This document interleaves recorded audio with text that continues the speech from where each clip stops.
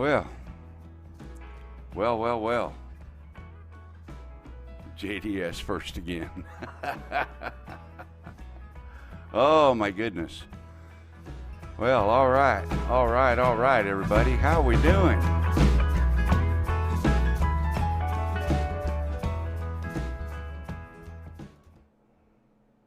Well, it would help if I put... What's going on here? Why? There we go. Boy, you know, you push buttons and the things happen that you don't expect. That's kind of weird. Anyway, that was kind of a bumpy start. I hope the rest of it goes a little better. Oh, my goodness. Hello, everybody. We're going to start right off the bat with greetings to all. And we've got a bunch of stuff to go over tonight. We got a big show planned. So I'm going to get right to it and get Lloyd in here right away. Hello, Mr. Lloyd Mendenhall, the Grumpy Blogger. How you doing? I'm doing good, Mel. I'm doing real good. All right. Well, we got a green room full of guests, believe it or not. What do you think about that? Oh, excellent. Everything seems to be working. Everything's looking good. Everything's sounding good, I hope. At 2 minutes after... I was impressed with your chat thing. What was that? I was impressed with the chat. Oh, you liked that? Up there? I did. That was a last-minute change. I'll fine-tune it for the next show, which, by the way, won't be next weekend. We're going to take next weekend off, right? Yes. I'm taking off starting Friday. I won't be doing Greg's show. And Sunday, I won't be doing Art's or your show. And I won't be doing a show on the, what is that, the 5th? Monday? Because next weekend, we are celebrating our 40th wedding anniversary, which for Judy and I is a big deal. Well, yeah, that may as well be 140th. Oh, well, yeah, with us, yeah. And, but, yeah, so we're going to be spending the weekend out at the lake, starting out Friday. We're going out for a big steak dinner with all the family and cool. Just cool. Yeah, I've been saving up for 40 years so I could afford to pay for the steak dinner. Well, you know, you still got 10 years to wait for the big one, though. You know that, right? Yeah, that's right. We're going 10 years. You know, the reason 40 is so big is my parents were a week short of their 40th anniversary when my dad passed away. So this is kind of a big milestone deal for us. You know, in today's age, it is. Any anniversary is a milestone. You know what I mean? When it comes to marriage. Yeah. And with Judy and I, this is my third marriage, and this is Judy's third marriage.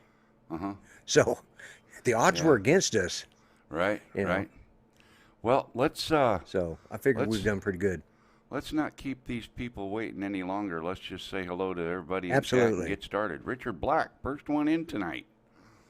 And I know that because I switched it over to live chat 20 minutes before the show started. So, and then Bob Casey was second and Jody was third. Welcome, you guys.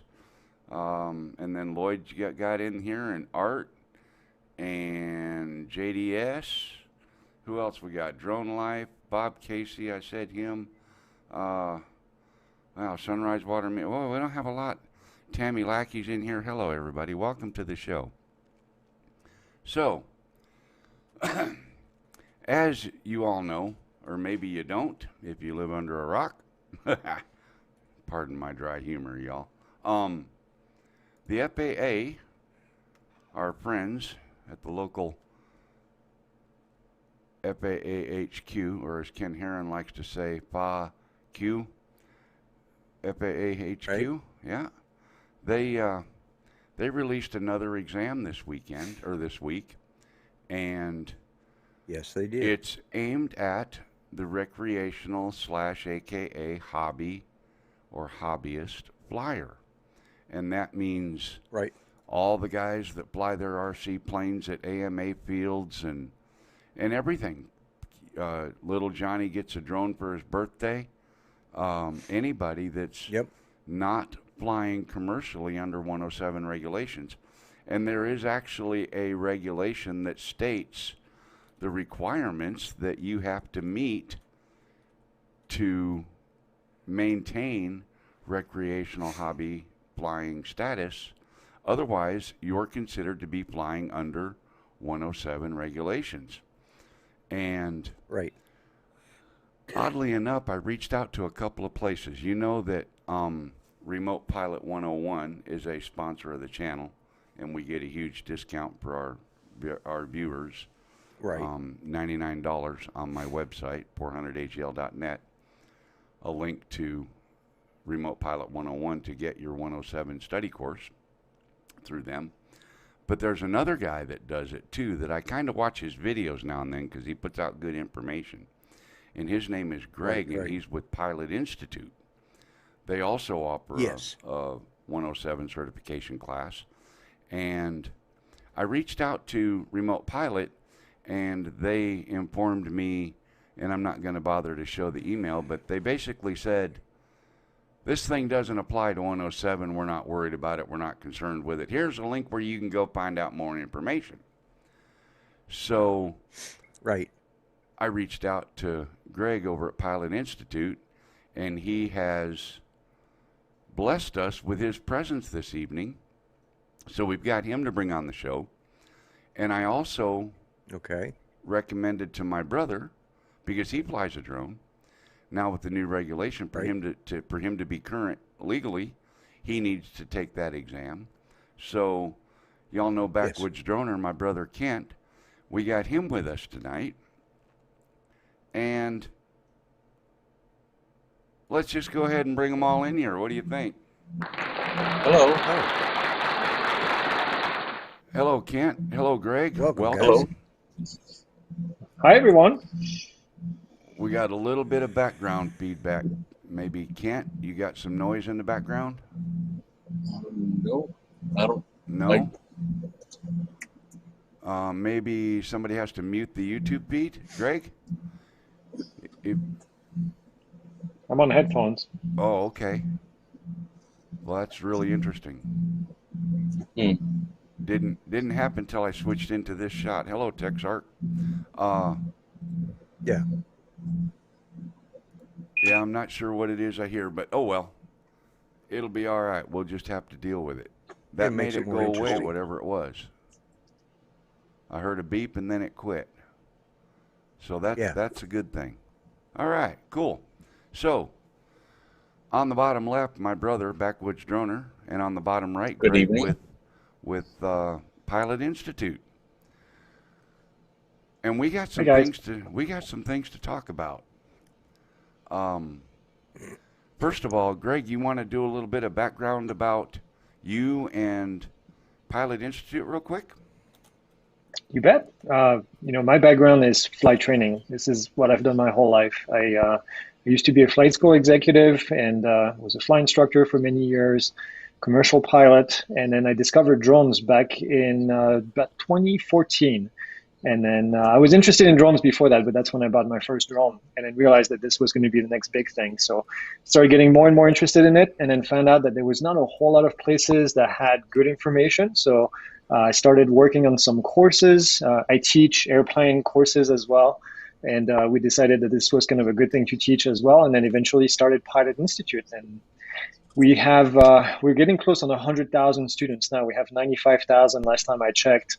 We have, I think, 18 different courses in our catalog, and we've grown to become the largest drone training provider online in the country at the moment. So we're pretty excited about all this. And now we're a trust provider, as you mentioned earlier. So I'm excited to be answering any questions I can. I know this is sometimes confusing, and I'm here to help prevent confusion as much as I can. Yeah, exactly. Well, that's quite a pedigree. Well, let me ask you something now. The other day, someone said to me that they thought you were a mucky moo at DJI. Do you wear a DJI hat too? No, I don't. No? Not at all? Nope. Okay. No. I fly a lot of DJI drones, but a lot of other ones as well. Yeah, well, then I might have one up on you. because I can put on a DJI hat. And my That's awesome. stack of ball caps over here. So, how did Pilot Institute get selected to be one of the providers for the T.R.U.S.T? So we curriculum and we exam? applied with the FAA. Yeah, you had we to applied apply with for the it. FAA. Okay. Yeah, they opened up the application, I want to say about 6 months ago, maybe less than that. It feels like forever because we've been working on this for so long now. And yeah, they opened the application. We were interested from the get-go, actually. I think this is something that, we obviously, like you said, we provide Part 107 training, but it's a lot more than that. This is community. This is a community service, if you want to look at it this Community way. awareness as well, yeah. Yeah, yeah, and I always say this, we offer a ton of free courses. We have free courses to help you fly a variety of different drones. And people, they always say, oh, is it really free? What's the catch? And there's no catch. The catch is that we're helping and we're giving back to the community. And this T.R.U.S.T is the same thing. This is something that we do because we want to help the community fly safer. And I always tell people, the safer everybody is, the more this industry can grow, the more all of us can prosper and have less regulation. So that's my reason behind wanting to do this T.R.U.S.T thing and get this information out. It's free training. That's really what it is. That's absolutely true. Camera a little bit further away from you. Can't push the table away. Yeah. We can hear all that. Push the table. So anyway,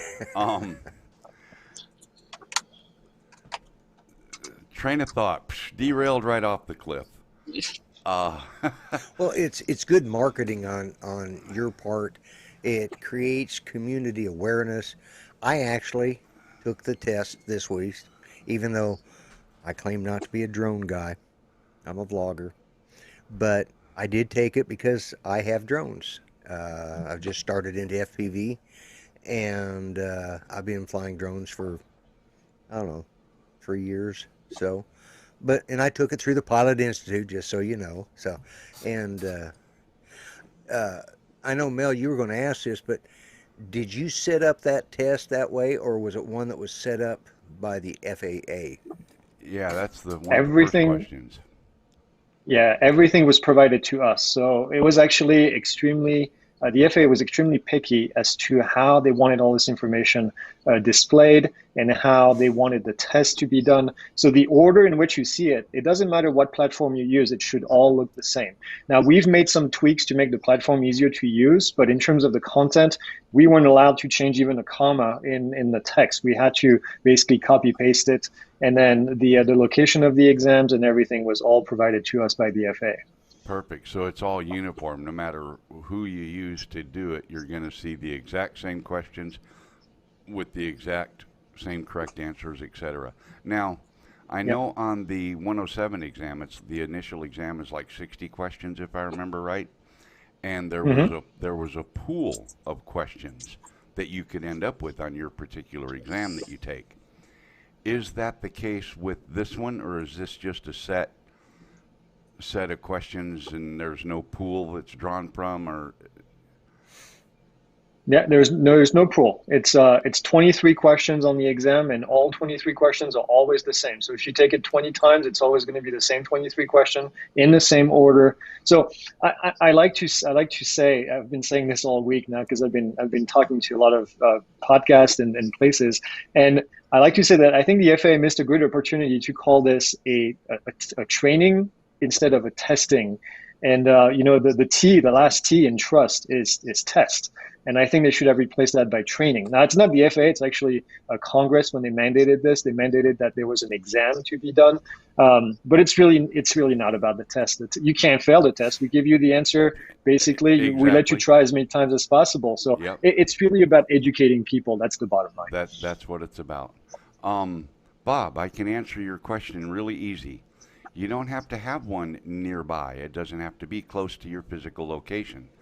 Safety guidelines of CBOs are usually posted on their websites, and as long as you kind of go by what they say for safety type stuff, it doesn't matter. The AMA is a really good source of safety information. That's probably the largest RC aircraft type organization in the country.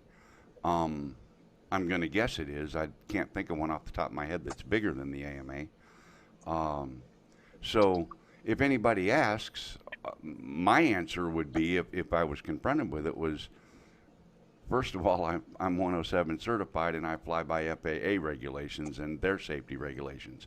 But as a hobby flyer, I would probably say that I follow AMA safety guidelines because they are the largest RC aircraft of any type organization in the entire country. I can't. Can anybody else think of anybody bigger than the AMA? No, the only one that get close is Flight Test. Flight Test Community Association. They're very similar to the AMA, and they have a pretty big base as well. But yep, that's the two I would definitely recommend. Yeah, absolutely. Either one of those or both. But be careful watching flight test videos because those guys have their own private property that they work on now since they bought the golf course, and they do some things that are kind of on the edge. They push the envelope. So, Greg, meet my brother Kent. His YouTube channel is BackWoods Droner. Hey, Kent. I recommended. How you doing? I recommended the exam through Pilot Institute for him, and he reads a little slower than the average guy. He has to think about things a little more than the average guy to soak it in. He's not a rocket scientist like some are, depending on who you're talking to in what part of the country and what YouTube channel you're on. But he took the test, and it took about an hour for him to go through it. Right from the start, there was a couple of things that when he started to make his user ID, he used a capital letter in BackWoods Droner with a B and just a 3-word password. I said, it doesn't matter. Use a capital letter, make it right, and just make a password, and none of this gets saved, so it doesn't matter. And then when he tried to click create account, it came back with red boxes that you can't use capital letters in your user ID, and you need a minimum of 6 characters in your password. And I thought, there's no instruction that says that. Maybe I'll mention that to Greg, that there should be a little note up there that says, by the way, so he had to go in and do that again and satisfy the requirement. But as it ended up, he took the test and passed, obviously. But I'll let him talk a little bit now about his experience and what he thought about the test and how it went while he was taking it and so forth. What did you think about it? I thought it was a pretty good test. I didn't realize there was all that stuff I had to remember, but it was pretty informative. I liked it, and like you said, it took me an hour to go through it, because I don't understand the stuff as quick as other people. But I thought it was pretty good deal. So when you did you have any trouble really figuring out what it was that they were talking about in some of the stuff you were reading? Well, I had to really think about it, and it took me a while to really understand for me to understand the questions, and then, but most of them were kind of self-explanatory. Right. And was there, what about the test do you think confused you the most? I don't remember. There was a couple of questions that kind of confused me. I can't remember which ones they were now, but well, one was the CBO question because you're not familiar with community-based organizations. I wasn't familiar with it. And the other one related to FPV flying because you don't do any FPV flying, so that was Right. unfamiliar territory for you. Okay. I don't know what happened, but that noise is back. I think it's gone now. I don't know. That's kind of weird. Oh, I know why it's gone. Okay. So, yeah, it's from your mic, Kent. The noise. I'll be back in just a second. Let me see if I can fix that. Okay.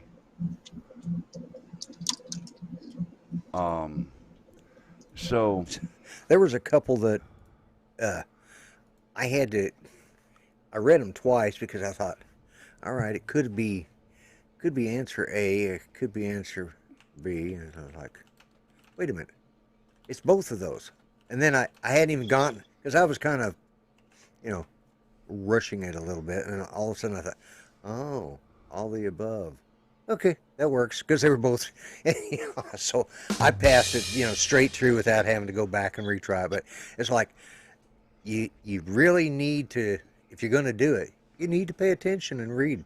So I slowed down a little bit after I did that once, and I got it right, but I thought, no, it's, wait a minute, it's both of those. Oh, there. But it's very straightforward and simple. You just got to slow down and read everything, which is always, I'm impatient, I'm old. I ain't got time to waste, I ain't got much time left. I'm trying to utilize all of it I can. So, yeah, I was in a hurry. Yeah. So, and that's where I almost made a mistake. I didn't, but almost slid past a couple of those. Like, oh, okay. Okay, I got your mic back on now, Kent. Okay. Do you have any questions about when you took the test? Not that I could think of, because they were all pretty easy. Like Lloyd said, I think it's the one that all of the above, I think what got me on the one. Yeah, one of them. It was. Yeah. I think it was related to the CBO stuff.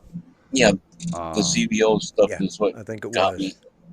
And then I know the other one that got you was the FPV one. The possible answers about the visual observer was something about keep an eye on the drone, stand next to the pilot, and something else. I don't remember both answers, but I believe that one had a C that was an all the above. Right. It had to be able to keep his eyes on the drone and stand next to the pilot or something like that. Yeah, something like that. So, Bob, go ahead with the questions. He has a couple of questions. One is, recreationals have to go by CBO. If no one is close, what guidelines do they go by? Why did the FAA decide to delete all the data? I thought I answered the first question. The CBO doesn't have to be nearby. It can be one of the big ones like flight tests, like Greg mentioned, or the AMA. And why did the FAA decide to delete all this data? I assume you're talking about your sign-up information to take the test in the first place? All right, I can answer that one if you want. Yes, please. So the when we started talking with the FAA about this project, they talked about the complexity of having to keep personal information, and they said it's a lot easier if we don't get that personal information, because quite frankly we don't need it. There were several reasons. One of them was the technical requirement of doing all this. As soon as you could start collecting data, then there's a lot more regulation that becomes involved. And quite frankly, for us, and especially if minors are involved, and that's exactly the reason why they didn't want to do that, because under 13 opens up a big can of regulation as well. Yeah.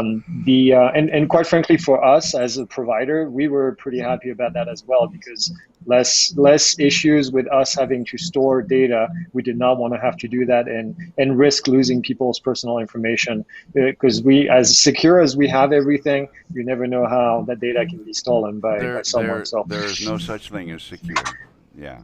Nope, Exactly. no, you're right. Yeah. And so that was one of the reasons. And then the other reason, which was never really implicitly told to us by the FAA, but was the fact that they wanted this to be something that people would buy in. And if you start collecting personal information, and we still have people, we have an ad running right now to tell people about what's going on. And we see a lot of people coming in and say, well, I know my data is not getting deleted. Well, I can guarantee you it is. And I can guarantee you the government is not getting your data, because we're the ones sending it to them. And we're not collecting that data. We're not saving it. Your account gets deleted as soon as you finish. The only thing that we send the FAA is a 16 digit or whatever, how many numbers are in there, randomized number. That's the only thing that we send to the FAA to basically say this belongs to someone. They don't know who it is. I don't know who it is. I have no idea who you guys are in the database. I know that your code is somewhere in our database, and that's what we send to the FAA. And yeah, that's it really. And the only reason the FAA gets that is so that they can track how many exams are administered.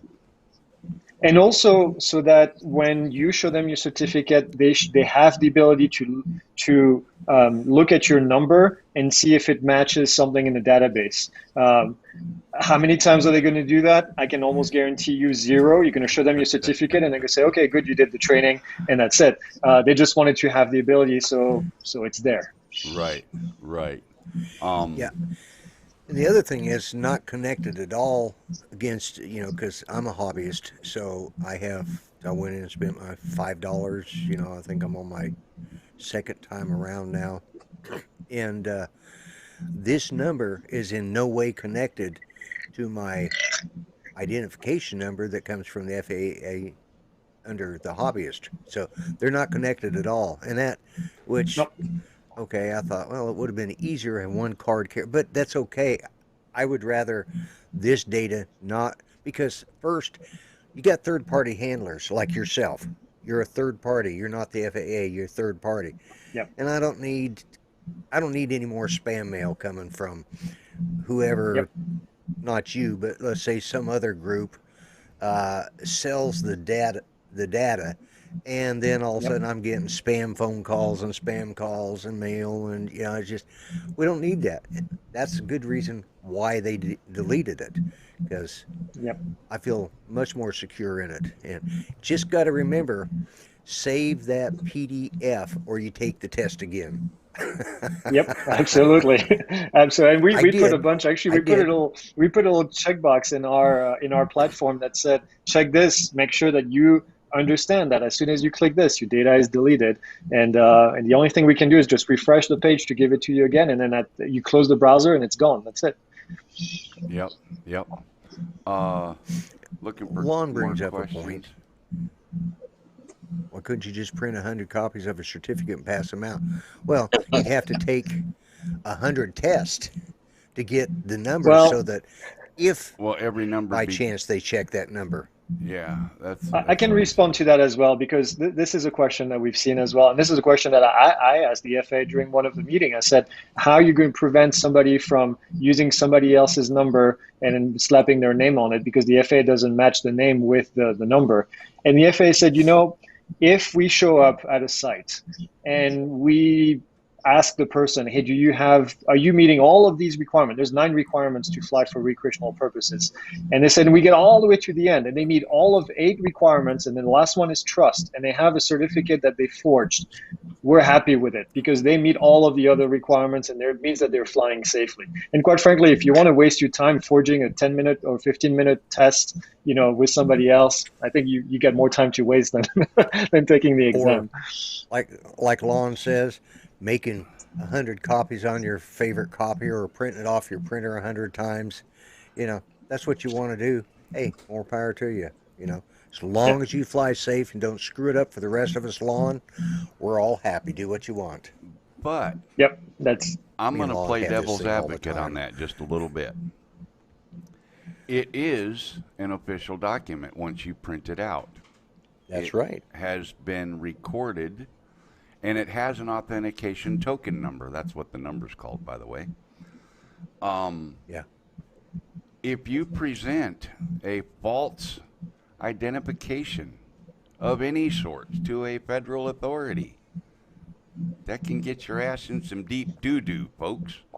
yep. If they want to push it, that's forgery. That's Yeah. a federal crime. But it's like Greg said, if you are flying safely and they show up at a site and you're doing everything else, they really have no reason to go.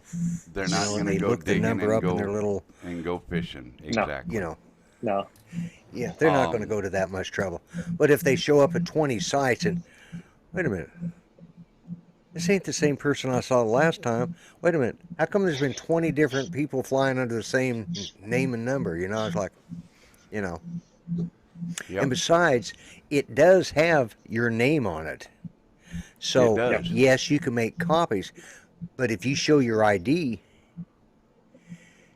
And the and names it don't doesn't match match it. the name Yep. on that, then you're screwed there. That's just Yeah, it's just not So- worth it to mess with it. You know, You'd take have the to test. Photoshop It's it. Yeah. such a You'd waste. have to Photoshop it, which would take you longer than taking the test itself. So, Well, I don't know. I bet Exactly. I bet even if you went and took the test and I did the Photoshop contest and we both did it right here online, I bet I'd beat you. I'm pretty quick with Photoshop. Yeah, I but took it about 20 times waste, already, so you know. I'm I'll pretty bet. fast. So one of the questions, and I'm going to go ahead and field this one. Can a visual observer be on a walkie-talkie far away, or must they be co-located with the pilot? The answer is they can be far away from the pilot as long as they have reliable, solid communication between them and the pilot. And I've actually done that. How far did we make it, Lloyd? 3.5 miles? yeah, I think, Over there 3.5 out of miles. Big Cabin, Oklahoma. It was about 3.5, 4 miles. Right. It was right Yes. after the Mavic 2 series drones came out, and they were boasting about their 5-mile OcuSync range. So we decided to test it. Lloyd was following the drone in his pickup, and him and I were on the phone, and it made it 3.5 miles and said it had to come home or it wasn't going to make it. So I had an option. I had the option to continue and try and get another 1.5 miles out of the battery, which I could have because I got 3.5 miles back without losing the drone. Right. Or I could have landed the drone and let Lloyd put the fresh battery in that he took with him. But then, Yes. being 3.5 miles away on the ground, probably wouldn't have had signal connection to be able to take off and fly again. So I just said hell with it and brought it back. So I'm pretty sure their 5-mile range was good. But the reason we tested that was not so much to test the actual range, though that was one of the things we were doing. The other thing was, if it'll reach 3.5, 4.5, 5 miles and still have good signal, and I had solid signal at 3.5 miles, Oh, yeah. that means at 2,000 feet away from you, your connection is going to be rock solid. There's going to be nothing interfere with that. So the answer is yes, you can be your visual observer or series of visual observers. You can actually have visual observers lined up down your flight path as long as each one can see the drone before the other one is not able to see it and they're in communications. Then supposedly you're all legal with that. Greg, you got a point to make? Well, I do.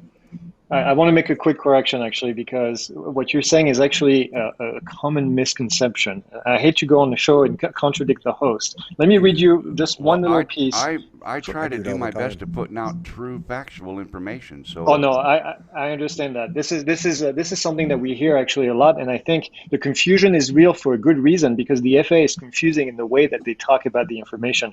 But let me read you this section. This is straight from the FAA website. Bullet number 3 in the regulation for flying as a hobbyist. It says keep your drone within visual line of sight, or use a visual observer who is co-located. And it says in parentheses, it says physically next to and in direct communication with you. So the key with the visual line of sight is make sure that you and your visual observer can at all time see the drone when it's flying in the air. And the goal of the visual observer is really to look for other traffic, to look for people on the ground, and to help you with locating the drone. But at all time, make sure that you as the pilot are in visual line of sight with the drone. So it's called daisy chaining of visual observers that used to be allowed in the past, but with the new guidance from the FAA with the 44809, which came out a couple of years ago, that's the reason why it's been confusing, is because the regulation has slightly changed, and that change is those few words that I mentioned in there with the co-located. That's the key right there. That tells you, the person needs to be next to you. And the reason they put it this way, by the way, is for FPV, first person view, because with FPV, the only reason why you're allowed to actually look inside the goggles and not look at the drone directly is because you have the visual observer right next to you. But as long as, at all time, if the FPV pilot can remove the goggles, then all of a sudden they have the ability to see the drone. But you can't have one person and not the other. Well, you can't have the pilot, the main pilot, never not see the drone. You always have to be in visual contact with the drone. So I know it's confusing, and I'm glad we're having this discussion because it's a misconception because the regulation has kind of evolved over time, and it's not always clear, what the FAA says. Okay, well, yeah, because I know that that used to be not a problem. You could, yep. And I forgot the phrase, but daisy chain the visual observers is a great way to put it. Yep. A portable visual observer, as long as you were in communication, like Lloyd and I did when we were on the phone, and that was 2-3 years ago now. That was some time ago. Oh God, yeah. Yeah, and that was before that new change when you did that, so that was okay back then. The communication, you can. Yeah, the old guidance. So you can be on the phone. That's not a problem. You can have a VO that's on the phone or on the radio. That happens a lot. As long as both of you, as long as you still have, you as the pilot, still have visual line of sight at all time. That makes it very difficult to do these range tests that you're talking about because of this new guidance. You really can get past visual line of sight. Okay, yeah. Well, now one of the guys in chat, Lloyd, says that 107 recurrent test says that stacking visual observers is not compliant. So that's in the new recurrent test. Part 107 is even more strict. Yeah, that wasn't in the recurrent test when I took it a year and a half ago. Yep. God, it's hard to believe. A few more months, I'm gonna have to take my recurrent again. So. Kent, do you have any other questions or comments? I do have one question. Now that I have this certificate to present to the FAA or the local law enforcement, what education does the local law enforcement have to know some of the regulations and everything that goes along with drones? Yeah, I'm Joey Policeman, boy, and you can't fly your drone here. Exactly. Then what? It's tough. It's tough. Yeah, we've had these discussions with the FAA about trying to educate not only the public but also educate law enforcement. So law enforcement have access to a program, a special program for drones. It's called a LEAP program, and LEAP, and it's law enforcement something. I don't remember what the AP stands for, but the FAA has a program that law enforcement have an officer that's assigned to them, an FAA person that's assigned to them, and they can call that LEAP person to get information and get the latest regulations. So they're not on their own. Now, how many of these law enforcement officers know about this across the country? I don't know. And that's an effort that the FAA needs to put in to help educate those that are going to apply the rules. Got it. And that's is there any information? The case since day one. Most of the time, law enforcement doesn't have all the information. Yep. And it's hard to educate them as Joe Public because they're go the law online and to you're the just some FAA, dude. download a copy of some of this, carry it with you, print out as many copies as you want, or print out one copy, go to the copier, make 100 copies, Yep. Keep them in your bag. Here you go. Yep. Yep. Maybe this will help Yep, us it's a great, settle this issue. it's a great idea. Do you have That's a great another recommendation. question, Kent? Hello, Curtis. Hello, Matt. Well, is there a way, like a phone number that we can, like me, give to a sheriff or the local law enforcement to call for them to get educated? I Yep, just I would recently found out. recommend. I'll Go find ahead. it for you. Oh, I was just going to say there is a contact page on the website for it's 1844 Fly My UA. That's the code that they have, and that goes directly to the people who answer the questions for the FAA, and they're great, by the way. They have a great staff. They're very well trained, and they'll be able to talk to law enforcement or anybody else that has questions about those drones. So 1844 Fly My UA. And I would put that in your flight bag somewhere on the sticker. That way you can share it. Yeah, because I just recently found out from my our local sheriff here that they're going to be flying drones themselves. So our sheriff is, I believe, kind of familiar with what might be going on with the FAA rules and regulations. Yeah. Yep. That's why I was asking. Good question. Say that number again, Greg, please. It's 1844 Fly My UA. I don't know what that converts to in terms of numbers, but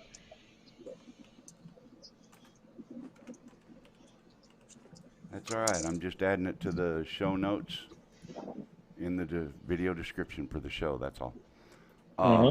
Lloyd, you had something? Why can't recreational pilots? Well, Bob Casey brought up, why can't recreational pilots fly at night? Actually, they can fly at night easier than 107 pilots can. I thought they took that away from the recreational pilots under the... Nope. So here's the interesting part about this.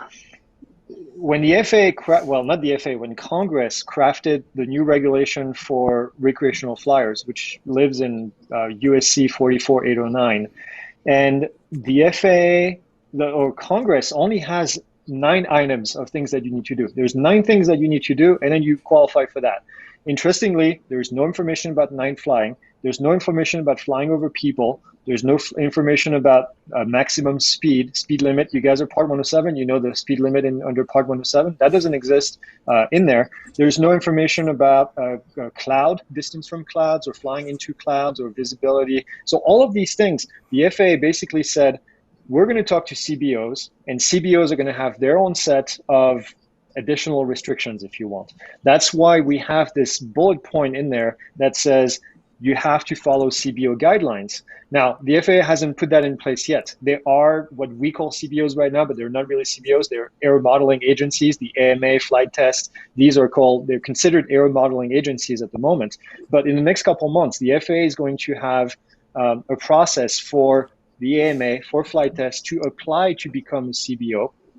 And once they do, then these sets of guidelines that are going to be approved by the FAA as a CBO, that's what you're going to have to follow. So my guess, and this is just a prediction from me, Greg, is going to be that in there's going to be guidelines about how you can fly at night, about how you can fly over people if it's allowed, about how you can fly close to clouds or not close to clouds, maximum speed. So all of that is going to be labeled in there. And the AMA already has guidance. You can fly at night as long as you do all these things. And they have, you have to put the light on your drone, even though not all the aero modeling agencies have that requirement. But yeah, you can fly at night right now. Technically, if you find a CBO that has guidance about flying over people, you could technically fly over people as long as you follow their guidance. Greg, do me a favor real quick and go over and I'm going to make you full screen so you can do this, the recreational requirements, the list from the Reauthorization Act. Yeah. Yeah. Go over that. I actually have. I just posted a video. I'll send you a link. I just posted on video on YouTube I watched it. That's yesterday. why I asked you about it. Well, I'll make it quick. Number 1, fly for fun. So you have to fly for recreational purposes. That's the biggest requirement.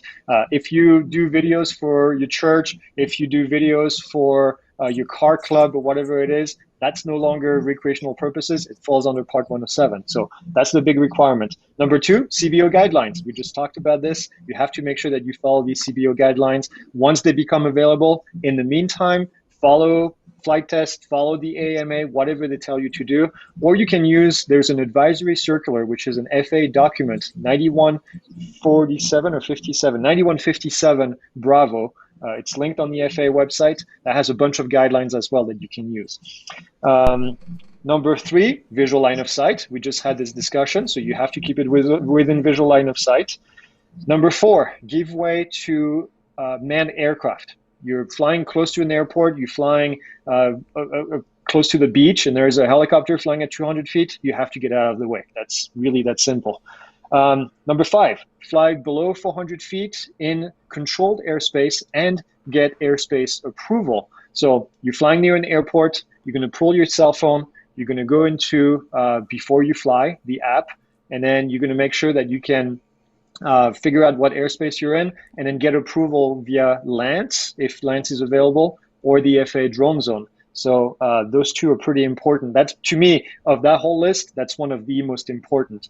Stay away from controlled airspace or get approval. That's critical. And then number 6 is fly under 400 feet in class Golf. So that's uncontrolled airspace, always below 400 feet. And I want to mention something about this because I see a lot of confusion about it. Being on top of a building doesn't count. You can't use the height of a building and then go 400 feet on top of that as a recreational flyer, okay? As a Part 107, yep, that's allowed as long as you're in uncontrolled airspace. But as a recreational flyer, that never applies. You always have to follow the ground. So the natural ground, 400 feet on top of that, that's the highest that you can ever go. And I want to make that very clear because there's always confusion about that when people say, well, I'm within 400 feet of a building. That only applies to Part 107. That does not count for recreational flying. That's number 6. Number 7, trust. Do the trust exam. That's a requirement right here in the bullets. And then number 8 is your registration. Put that little registration sticker on your drone. If your drone is under 250 grams, you do not have to register it. That's 0.55 pounds. So make sure that you do the registration. That's only on the FAA Drone Zone website. There's only one place to register. It's $5 and it's good for 3 years. There's a lot of scams out there that are going to ask you for $30, $40, $50 to register your drone. That's not valid, okay? So $5 for 3 years. And then the last one is don't operate your drone dangerously. And this one is kind of a catch-all regulation if you want. It's basically don't do anything stupid. Don't fly within a temporary flight restriction. Don't fly close to airplanes. Don't drop stuff from your drone that's going to hurt someone on the ground. Don't fly under the influence. It encompasses a ton of different things. And that's, again, to me, that's the common sense rule, but that's a catch-all rule. CBO is a community-based organization. Yep, community-based organization. That was a question in the chat. Another question in the chat. I fly for my church. I donate the video to them. Giving shouldn't be held against the recreational pilot. Unfortunately, if the church uses the video in a promotion for the church, now it's in furtherance of a business, even though that business is a 3301C or whatever they're called, right? The nonprofit. 401c3, yep. Mm-hmm. That's still a business. Yeah, but that's one that I think could be argued because they're technically not a business. They're a not-for-profit organization, and they're classified as tax exempt. They still have to keep books. They still have to do all the... So here's the key with all this. The key is the intent of the flight. When you pick up your drone and you get out the door, what is the intent of the flight? Is the intent to fly for recreational purposes, or is it for anything else? And if it's for anything else, then it falls under Part 107. So your church, when you go to take pictures for the church, the intent of the flight is to record footage to provide to the church. It's not to go fly for recreational purposes. So right away, that's a Part 107. Actually, there's a great quote. What if? Go ahead. What if you're out flying around and you take these great pictures of your church because you like it, and then you're showing the pictures to your pastor and he says, man, I'd sure like to have one of those. So you give him one. at the time, the flight intent was recreational. Yep, that's right. And so in that case, then that's fine. I always give this example in my class. I say, I'm out with my family and we're skiing. And I'm recording footage of the mountains for fun because this is a family trip, right? And then there's a big avalanche. And the avalanche goes through and I'm recording it with my camera. And then I put it on social media. And then the news, the 8 o'clock news says, hey, can we use your footage? We'll give you $200 for it. And I'm going to say, yep, that's fine, because my intent at the time of recording was to record this for recreational purposes. I just happened to get a footage of it, and now I can actually sell it because the intent of the flight was to do this for fun. Now, you're going to say, well, how can the FAA... Unless you do that every week. Exactly, exactly. And you're going to say, how can the FAA prove intent? Yeah, they can't. They can't prove intent. Exactly. But if you do this every week, then there's going to be a pattern, and then now you get in trouble. So, yeah, you're right. Exactly. Yeah. Lon brought up, and you kind of answered that, right? If someone downloads one of my videos and uses it for commercial, am I liable? No. It's not. No, because you should go after them because your stuff is copyrighted anyway. So that's your property. Yes, yeah.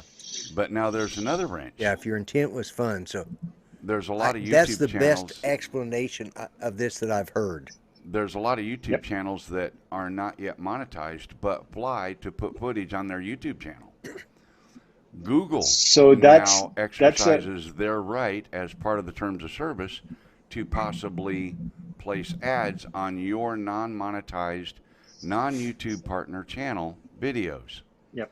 So Google is now making money from the advertisements being sold on your non-paid partnership program videos. Yeah, but it's all about the intent. So at that stage, the intent is still the same. So you still had the intent to do, you put the videos of your kids playing in the background on YouTube, and YouTube decides to monetize it. That's not really your problem. That still doesn't make it Part 107. And this is this showed up in a video I know on YouTube that was pretty controversial because an FAA person went on live to talk to this. I think it was on Alien Drone, maybe it was, and it made a lot of waves because that FAA person was saying something incorrect. They were saying that as soon as you put your video on YouTube, then it becomes Part 107, and that's not true. That is not true. And I have a vested interest in selling my Part 107 course, but I'm the first person to say no, you don't need it if you're going to do it this way. Because your channel is not monetized. Because your channel is not monetized, and that wasn't your goal when you recorded the footage. For example, and I haven't done it for a while because of exactly what you said. And I'm a hobbyist, and we have 4th of July over at the son's house next door. He's got the perfect vantage to launch our drones up in the air and look at the fireworks, and I do that. And then I put up on my channel, I share my family, I'll have a picture of me and the family sitting there and for the rest of my family around the country to see, that's part of what and I haven't put any of my videos up, or very few of my drone videos up, since all this came up, because I don't want to be, hey, you're doing this for profit. I'm non-monetized, and I will never be monetized, because I want to be able to say and do what I want without having YouTube tell me I can't say it. I'm a grumpy old fart, and I want to be able to say that. So I want to mention something, because I know for people that are watching, the FAA is not interested in being the person that's going to look at your footage to find out if it was shot for fun or not. The FAA has one purpose on this planet, is the safe and efficient use of the airspace, right? Or as people say, make you unhappy, but that's not really their motto. But the safe and efficient use of the airspace. So as long as you're doing everything safely and you're flying within the rules and you're not causing to crash into a drone or into an airplane or to kill someone or to do something stupid, they'll never look at your footage. If it's footage of your kids that are running around and you did them and you're monetizing your channel, the FAA is never going to care about this. They want to make sure that you fly safely. That's the bottom line. And the only time that they are going to care, the only time they're even going to see your YouTube videos is if someone calls in and complains and reports you. Then they're going to do an investigation. And they're going to use all resources available to do their investigation. That's why they call it an investigation, you know, because they look under all the little rocks. And if they find that you're flying to answer illegally, Mike's question, they're going to make contact with you. They're going to educate you and tell you, don't do this no more like this. Do it this way. Do it the right way. Get educated. They're going to help you learn because they're not the enemy. And I've been saying this forever. The FAA is not the enemy. But if you keep doing it, then they're going to want to get in your pocket. That's right. That's exactly right. 100%. This is sort of a comical comment that Mike Roach put up, but it will fall under those same guidelines. He says, well, what if he's a peeping Tom and he takes pictures with his drone for fun? It's still a hobbyist thing until you start selling it to Pornhub. Then you are Part 107 violation. Actually, I mean, that's wrong either way you look at it. You're in violation. That would qualify under you're Part in 107 violation. You're in violation under the Privacy Act if you're spying on someone doing that kind of thing, because that is illegal in itself. But anyway. Yep, state laws as well. And Curtis asked about flying over people and moving cars. What's the deal with that for hobbyists? Not a lot at this stage, unless there is a CBO out there that has these guidelines, but the CBOs are very, very restrictive, as much as Part 107. So, you know, the new rules that came out under Part 107 for flying over people, they only apply under Part 107. So only if you are a remote pilot.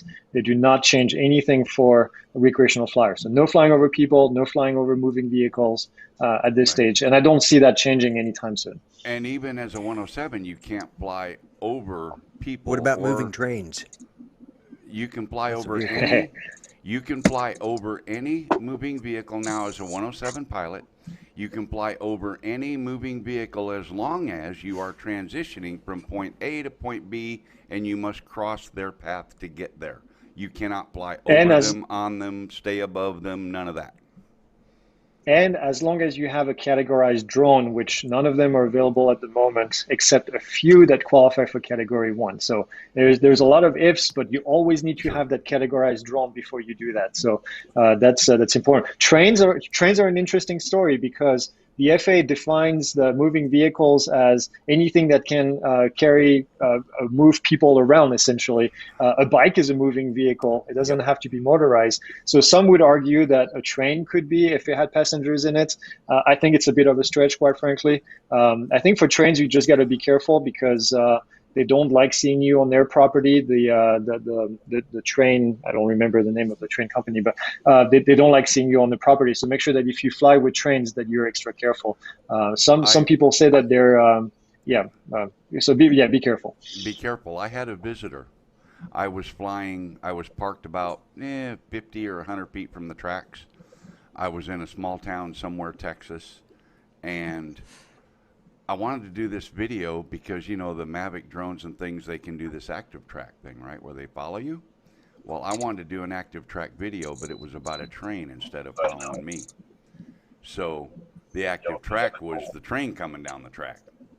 I flew the mission. I did what I wanted to do, all with the intent of putting it on YouTube. And after the train went by, I got a visit from a railroad official because the engineers saw me in my yellow vest that said FAA drone pilot, don't disturb me on the back. And I don't think I was wearing my hard hat for it, but I was 20, 30 feet off the track. I was in the gravel. I was on railroad property probably. And I flew the drone. As the train came down the track, I was over the track. And as the train approached me, I moved off to the side and then up over it. And, you know, I shot my video. Well, then I got a visit from a railroad official because they wanted to know who I was, why I was there, what I was doing, and I explained to him what was all going on, and they were like, "Well, okay, but you probably shouldn't do that because we have inspectors that fly the tracks with drones, and our personnel running the train think that they're being spied on by an inspector when they see a drone." Well, then maybe your people driving your trains ought not be messing around and doing what they're supposed to do. That was my thought. They felt guilty or something. They were doing something wrong. So yeah. So we kind of laughed it off, and I went on my yeah. way. But it was kind of interesting, though, that small town, middle of nowhere, Texas, I decided because I went by the train. I mean, I knew it was coming into town, so I found a spot to safely pull over and put the drone up and shoot the video I wanted to shoot. And the train hadn't gone by 5 minutes. I was packing up the drone, and this guy pulls up in a railroad official pickup truck, hard hat, vest, all that, with the name of the railroad on it, and I don't need to go into that, but yeah, he come to see what I was doing there.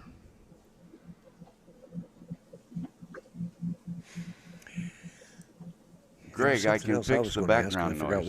That's Greg from Oz by Drone, by the way. I got this question I've been going to ask 3 or 4 times, and we keep moving on to something else. On the CBOs, I'm tongue-tied today. So, anyways, are they going to? Because we've named several, and we're supposed to follow these guidelines. Are they going to consolidate those guidelines so that they're all the same, so that they all follow?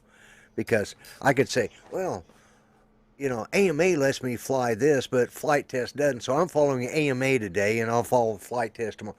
Are they going to, when the FAA finally gets their act together on this, is it going to be one set of rules, or are we going to pick the one we like best? I think you're going to pick the one you like best, and I don't think anyone knows the answer to that question just yet. But my guess is that the FAA is going to review those guidelines, and they're going to say yay or nay, and then they're going to say you need to change this, you need to change that, and then rubber stamp it. But I think they're going to be different. I think the AMA, quite frankly, is going to be the most in depth because they have all of these different sites everywhere, and they've been doing this a long time, so they've had time to refine them, and they're pretty restrictive in general. Probably as restrictive as Part 107. And I think other CBOs are going to come in and probably have less restrictive, but still safe. But I'm sure the FAA is going to have a word to say on everything that goes in there. It's just going to be, you'll be able to pick which one you want to use, which one you prefer. And I need to mention this because I know it's a question that comes up a lot. There should be no requirement to join any of these organizations to follow their guidelines. So their guidelines, they are public as it is. They are on their website. So I know for Flight Test, I know for AMA, they are out there. Just print those. You don't have to be a member. You should be a member if you're going to fly from their sites, because I think that's important. But to use their guidelines, you should not have to pay anything extra. Well, you have to be a member to fly at their sites, or you can't fly there. Yep. Yeah. And Matt Cundiff wants to know, when does the FAA plan on recognizing these CBO guidelines? I think you discussed it earlier, but he's probably late to the show.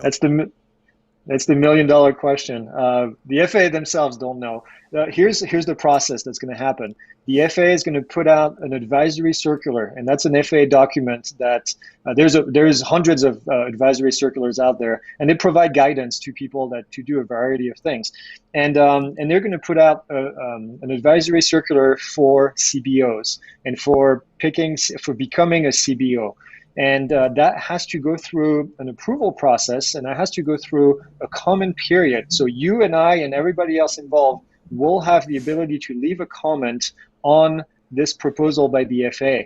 From what I can sense from the FAA, from my recent discussions with them, is that within the next couple of months, we should see that comment period, which should be probably about 30 to 60 days. And once they're done with this, once they have all the comments, then they will come up with the final document, and then we'll have CBOs. So my guess, that's just my personal guess, based on what I've been sensing, is 6 months to a year, we will have CBOs. Yeah, that are actually FAA recognized. Yep. Yep. Yep.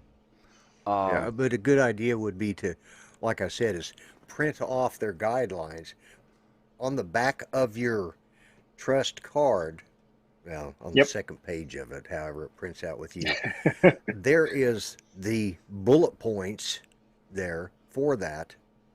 And so Right. when they ask you for it, you show it, say, here you go, say, here's a copy of the guidelines that I'm following. It says here to follow. These are the ones I'm following. There's all you need to know. Are we good? Yep. And off you go. And just print them off once, take them down to the copier, or print, if you got lots of paper and ink, print off as many copies as you think you'll need. Keep it in your toolbox or your bag or whatever you take to fly with. Yep, I agree. That's what I'm gonna 100%. do. Yep. A question that I have, and I've also seen it come up in chat. Now I know that because I create and host my own website, and you can probably tell that it's created by me by going and looking at it. But anyway, I don't pay a professional web designer, that's for sure. It costs money to manage all that stuff. Is the FAA funding the stuff that the administrating people that are doing this test? Is the FAA kicking anything in the bucket to absorb some of the cost of making this happen? Nope. So, Nope. It's all on us. It's all on us to so it's to all do this. volunteer basis, huh? Yep. Yeah. We spent. I can tell you that we've spent tens of thousands of dollars to get our platform ready, and to have the servers do what they're supposed to do, and we spend 21 days nonstop to work on this 7 days a week to get this platform up and running and have it ready. That's the maximum amount of time that we had from the FAA. From the time they said you've been selected to the time they said we're going to go live and you need to be done with this, it was 21 days. So we did all this in 21 days. Well, that's like One question came up earlier, and how many tests have gone through? And Bob Case just asked it. How many tests have gone through your portals? Do you know how many have been taken off of yours? I do. As of this morning, it was 10,000. We just hit 10,000. So I don't know what the others have done, but I know we did 10,000 on ours. So that's since Tuesday. I think it went live on Tuesday at 4 p.m. Eastern. right. And so ever since we've had, and it's probably 11,000 by now. We've been getting quite a few every day. So that was this morning, 10. Wow, that's amazing. That's incredible. That's incredible. Excellent. Kent, do you have any other questions before I let you go? Not that I could think of at the moment, but I know how to get a hold of you if I have any other questions. Okay. Well, you're welcome to stick around and hang out and listen in if you want to. But I'm going to go ahead and mute your mic back again so we don't have that noise. Okay. Does anyone else in chat? I don't want to take up Greg's whole evening here, but and I really do appreciate you for spending the time with us, Greg. It's very nice of you to do so. You're very welcome. How many tests went through the portal? Does anyone have any more questions? Well, it's 10,001 because Brad Alston just did his there, Greg. So. Yeah, I was going to say that. Yeah. Anybody in chat have any more questions for Greg while we got him in? While we're waiting for that to happen, maybe I do have it handy here. Let me see how quick I can come up with this. Copy. Chris Wedgeworth, if you want to fly off a cliff, you just go right ahead and fly off a cliff. Just in case anybody That is a good wants it. question, though, because if you're on a cliff and you're flying down in the rivers, say 600 feet below, how does that qualify under 400 feet above where you take off? The moment you cross over the cliff, you're over 400 feet above ground level. Yeah, Period. and that's one of the nonsensical rule, I think, from the FAA, and I think I quite frankly I love working with the FAA. I think most of these guys love airplanes, but I think this was crafted by someone who lives in an office in Washington D.C. that has never been close to mountains, and we can fly safely close to a cliff, to go down a cliff, and to get to the bottom. There's no problem there. That Sure. 400-foot roll that I was talking about for obstacle, that should apply to any kind of cliff or any kind of terrain, so that you can do that. That, to me, that's common sense flying, and you should be able to do that safely without any issue.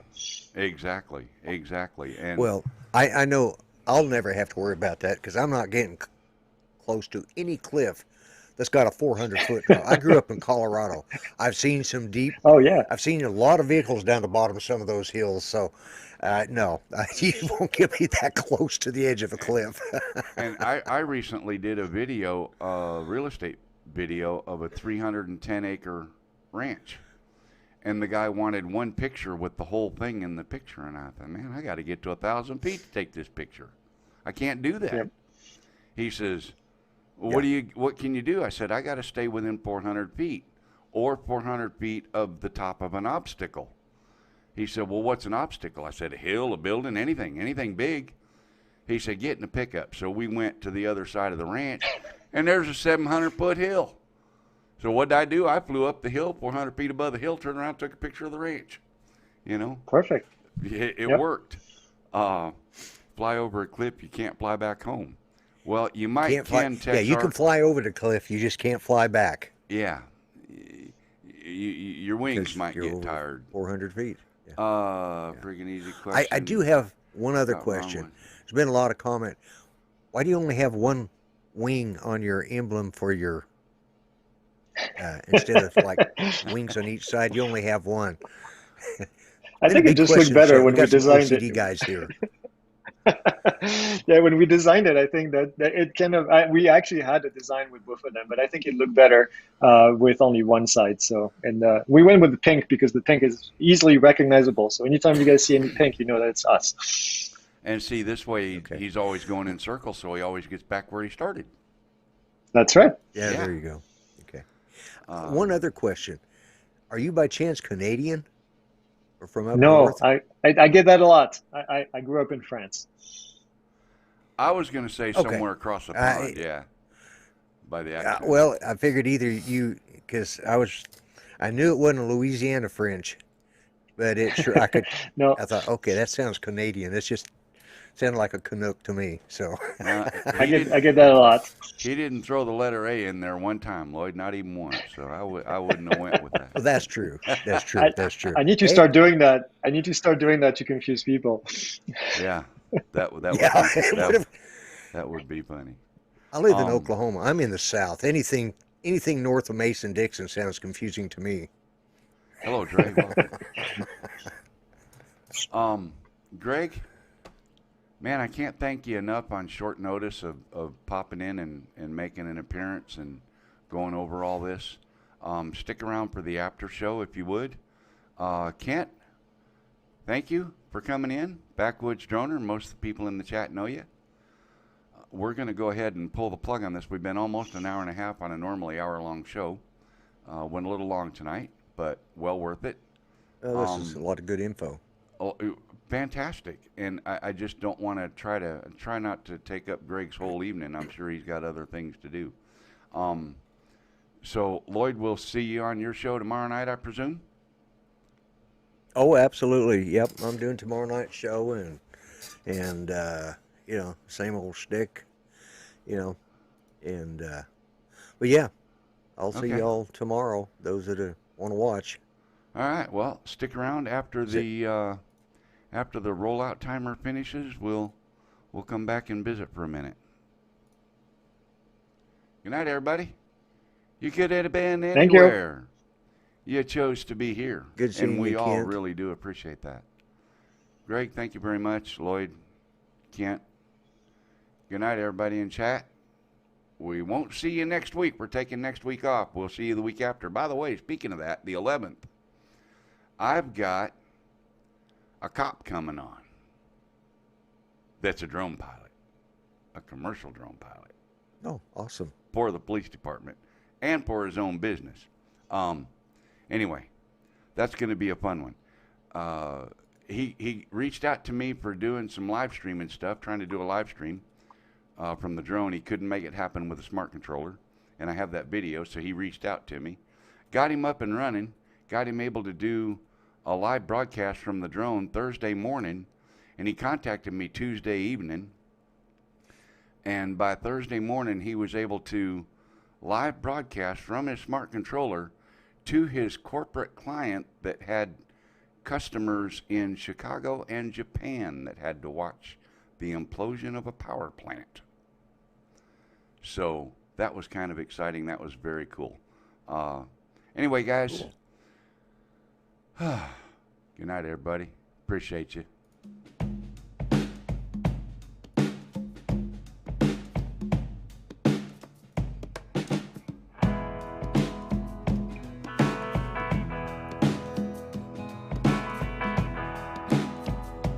Feel free to hang around and chat, visit. I'll leave the chat up till the end of the timer.